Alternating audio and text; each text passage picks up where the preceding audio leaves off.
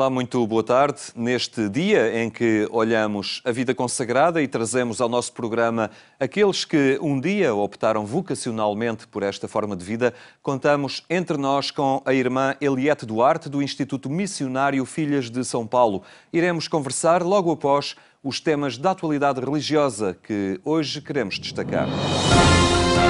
Na sua audiência desta quarta-feira, o Papa lembrou as crianças, disse que elas são um dom, mas algumas são excluídas quando nem sequer se permite o seu nascimento. O colorido que as crianças dão ao mundo esteve no centro da reflexão do Papa esta semana, na sua audiência geral. Uma catequese centrada na importância dos mais pequenos para a sociedade e para a própria fé cristã. Hoje mi soffermerò sul grande dono che sono i bambini per l'umanità.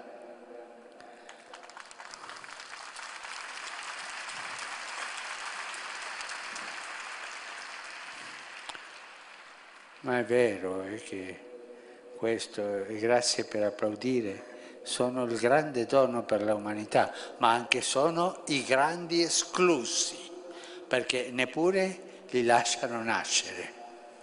In effetti, da come sono trattati i bambini si può giudicare la società, ma non solo moralmente, anche sociologicamente, se è una società libera o una società schiava dei interessi internacionais.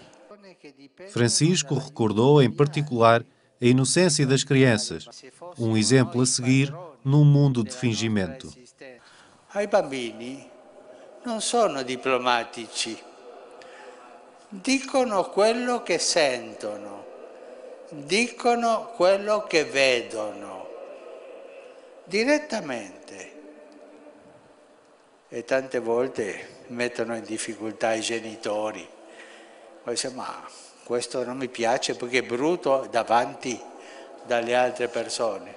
Ma i bambini dicono quello che vedono. Non sono persone doppie. Ancora non hanno imparato quella scienza della doppiezza e che noi gli adulti abbiamo imparato. A audiência concluiu-se com uma evocação da festa de São José, que se celebra esta quinta-feira, Dia do Pai. Domani celebreremo la solennità di San Giuseppe, patrono della Chiesa universale. Cari giovani, guardate a lui come esempio di vita umile e discreta. Cari ammalati, portate la croce con l'atteggiamento del silenzio e dell'orazione del Padre putativo di Gesù. No Dia do Pai, o programa Eclésia falou com João Miguel Tavares, um jornalista, pai de 4 filhos. As vivências de um pai com 4 filhos. João Miguel Tavares relata experiências paternais. Acho que houve uma verdadeira ruptura neste século. Acho que provavelmente ser pai no século XII ou no século XIII ou no século XIV poderiam ser coisas muito parecidas. A diferença entre ser pai desde 2015, ser pai em 2015 ou ter sido pai há 50 anos, já é radicalmente diferente. Este pai, que é jornalista, revela que existe a falta de reflexões sobre a paternidade no século XXI.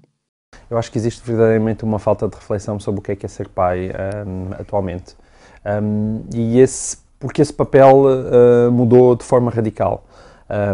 A nossa presença dentro de casa é muitíssimo maior do que a dos nossos pais. Testemunho sobre a singularidade da educação para cada filho. Cada filho é um ser único, cada filho é diferente.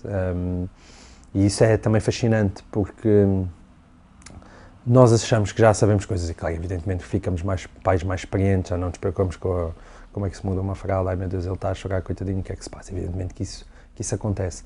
Mas, por outro lado, de facto, não existem regras fixas.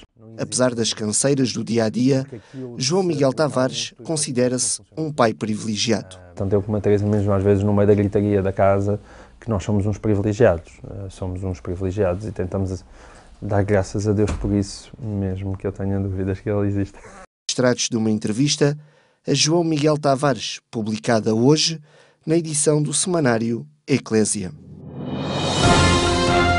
A comunicação no ambiente familiar foi o tema para o último Encontro Nacional dos Centros de Preparação para o Matrimónio, uma proposta de aprendizagem para o casamento que se centra no diálogo.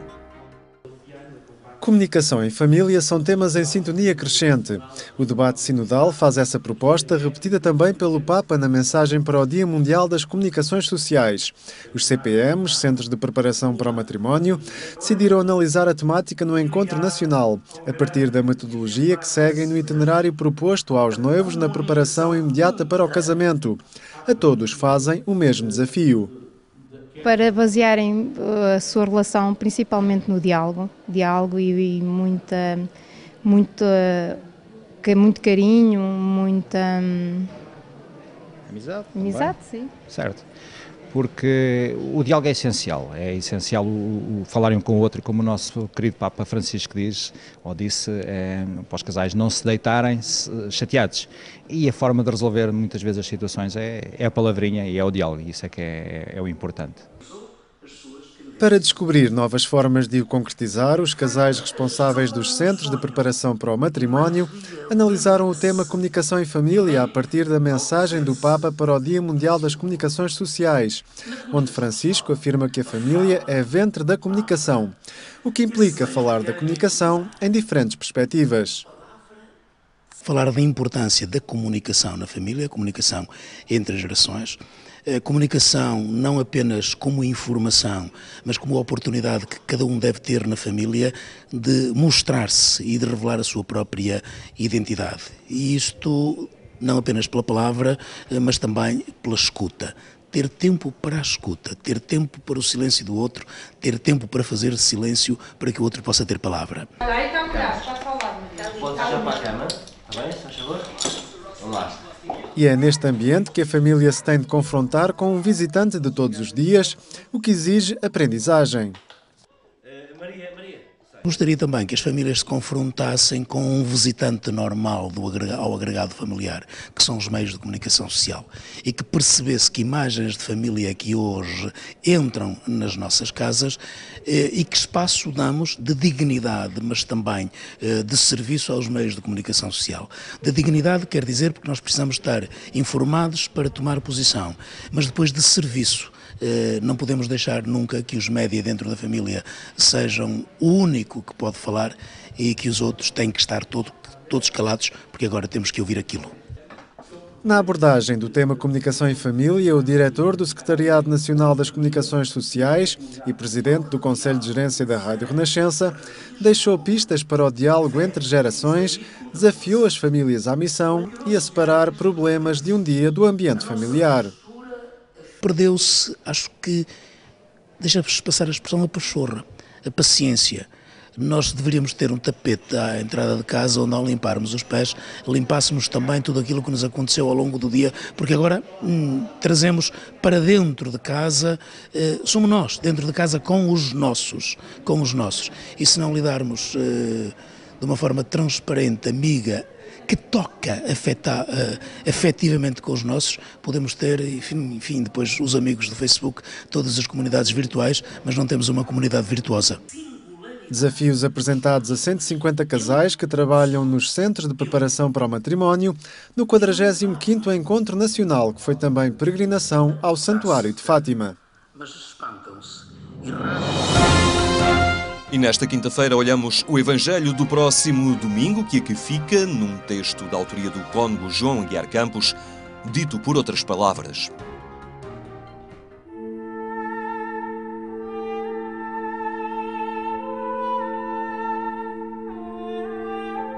Se queres ver, detém o olhar, vagarosamente, e não deixes que os olhos escorreguem nas superfícies das coisas. Nas dúvidas, pergunta. Chama outros olhos para somar aos teus. Não é vergonha precisar de ajuda para encontrar a verdade. Não é vergonha estender a mão mendiga a quem está mais perto.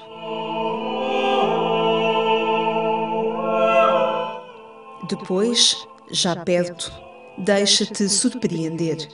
O convívio faz a revelação.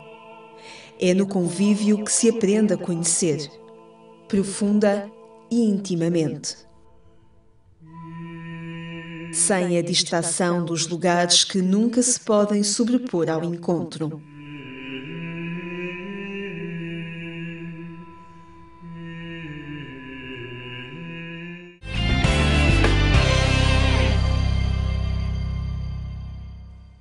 Informação que está disponível em agência.eclésia.pt. E agora, neste ano da vida consagrada, o testemunho daqueles que nos falam da vida consagrada na primeira pessoa.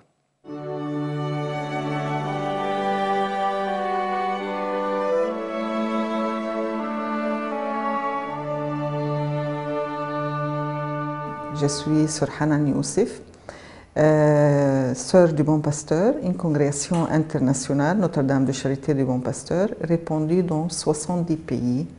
Nous sommes présentes au Liban depuis 110 ans à peu près.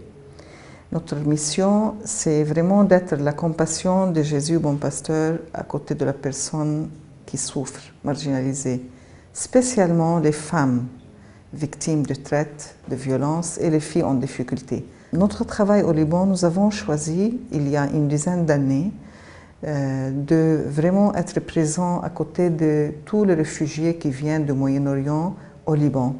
Ils sont un peu désorientés, pas beaucoup d'organisations qui a le temps de les écouter, les orienter et donner le service valable. Alors au Liban, je suis responsable dans un dispensaire, Saint-Antoine. Depuis sa création, ce dispensaire a la vocation d'accueillir tous les réfugiés sans regarder ni la religion, ni l'appartenance culturelle ou ethnique ou quoi que ce soit.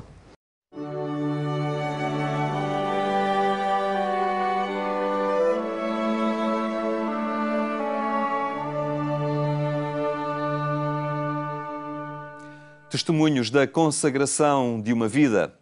É um Instituto Missionário Filhas de São Paulo, mas muitos as conhecem como as Irmãs Paulinas. Eliette Duarte integra este instituto, fundado por Tiago Alberione. Muito boa tarde, Irmã Eliette, por estar na nossa companhia uma vez mais. Neste ano da vida consagrada, eu perguntava-lhe então como é que foi na sua vida, a dado momento, a descoberta deste carisma e o fascínio que a levou, não é, a aderir vocacionalmente a esta forma de estar na vida e na igreja, não é? Eu venho de uma família religiosa e que praticava, não é? E na nossa família tínhamos o hábito de rezar todos os dias o terço. E os meus pais geralmente sempre rezavam pelas vocações. Mas era sempre pelas vocações masculinas, porque era mais normal, digamos assim, apesar de eu ter na minha família algumas irmãs religiosas. E a uma certa altura eu fazia parte do grupo da Ação Católica e tivemos lá uma conferência de uma das dirigentes que dizia assim: para uma mãe ter um filho sacerdote precisa rezar 20 anos antes que ele nasça. Eu estava com 14, já me sentia atrasada. E sei que a partir daí eu comecei a rezar quase diariamente por essa intenção. Só que o Senhor fez-me a partida. Não quis que isso acontecesse, mas preferiu-me a mim. Eu sempre lutei muito, portanto fiquei praticamente até os 25 anos nessa luta, se era ou se não era, mas quando cheguei aos 25 anos vi que não tinha hipótese de continuar a lutar com ele e decidi-me realmente a responder-lhe que sim, e a partir daí a minha vida mudou completamente. E o carisma de Tiago Alberione, esta especificidade o anúncio, socorrendo-se dos modernos meios de comunicação, como é que foi esta escolha? Eu, na altura, trabalhava no hotel, na recepção do hotel, e trabalhávamos muito com o telex e o telefone, portanto, a comunicação para o exterior. Já lhe eram familiares estas? Sim, exatamente. E foi o fascínio da comunicação, o poder estar numa sala muito reduzida, mas poder comunicar com o mundo inteiro. E foi daí a minha grande aposta realmente na comunicação. Conheci as irmãs que viviam na cidade onde eu vivia, em Faro, e foi o fascínio da comunicação que me levou a optar por esta congregação, apesar de haver outras que eu conhecia ainda melhor, como as hospitaleiras, que trabalhavam no campo da saúde, mas essas entusiasmavam-me até certo ponto, mas não era aquela paixão que foi quando eu conheci as Irmãs Paulinas, então aí foi amor à primeira vista. De lá para cá, muito mudou, não é? Desde logo com os meios que têm à disposição para levar mais longe e de forma mais eficaz esta boa nova do Evangelho. Sim, há uma coisa curiosa. Nós aqui em Portugal não temos, não usamos todos os meios que a congregação usa em todos os países. Mas o importante é que nós, como congregação, estamos a responder com todos os meios. Depende do país onde estamos e das condições que temos, não é? Mas esse é sempre o fascínio da comunicação e este viver Jesus, caminho, verdade e vida, que é a nossa espiritualidade. Nós temos uma espiritualidade cristocêntrica e o poder levar a dar a conhecer às outras pessoas. Essa é a nossa grande paixão, é realmente de tornar esse Jesus conhecido por todas as pessoas. Este é o ano da vida consagrada, mas também é o ano em que assinalam 100 anos do vosso Instituto. Portanto, há aqui uma conjugação de dois momentos muito fortes. De que forma é que tudo isto está a ser vivido, não é, no vosso Instituto? Está a ser vivido com muito entusiasmo e também com um sentido muito grande de esperança. O Papa, na carta apostólica que ele publicou, dirigida aos consagrados, todos os consagrados e consagradas, por ocasião do ano da vida consagrada, aponta 3 objetivos. O primeiro objetivo é olhar o passado com gratidão. Gratidão por aqueles que nos precederam, por aqueles que iniciaram, digamos assim, essa resposta. No meu caso, os nossos fundadores, as irmãs da primeira